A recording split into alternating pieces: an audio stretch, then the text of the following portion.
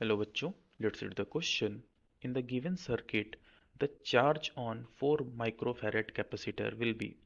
Question में पूछ रहा है कि इस 4 माइक्रोफैरेड कैपेसिटर पे टोटल चार्ज कितना होगा. So we know that Q की जो वैल्यू होती है वो C इंटू वी के इक्वल होती है.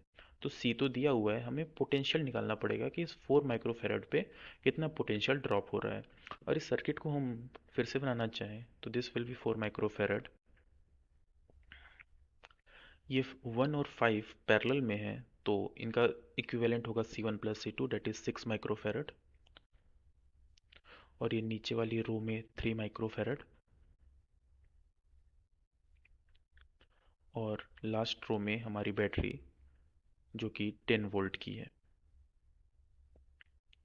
नाउ ये रो और ये रो पैरेलल में है तो 3 माइक्रोफैरड की पूरी रो में यानी 3 माइक्रोफैरड पे पोटेंशियल ड्रॉप जो होगा वो 10 वोल्ट होगा क्योंकि बैटरी भी पैरेलल में लगी है. और 4 और 6 माइक्रोफैरड में टोटल जो पोटेंशियल ड्रॉप होगा वो 10 वोल्ट का होगा. क्योंकि 4 और 6 सीरीज में है तो इसमें जो चार्ज होगा वो सेम होगा. मतलब Q is equal to C V में Q सेम होगा, मतलब जो V होगा वो इन्वर्सली प्रोपोर्शनल टू C होगा.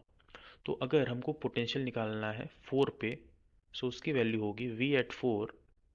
हम रेशियो इसका निकालेंगे तो this will be 6 upon 4 plus 6 that is into 10. इसको सॉल्व करने पे this will be 60 upon 4 plus 6 10 that is 6 volt.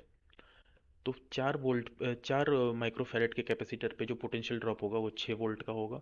Now charge हम निकाल लें Q at 4 will be C4 into V4. C4 है 4 माइक्रोफैरड इंटू V4 हमने निकाला 6 volt that is 24 micro coulomb. That is option D. I hope you understood it well. All the best.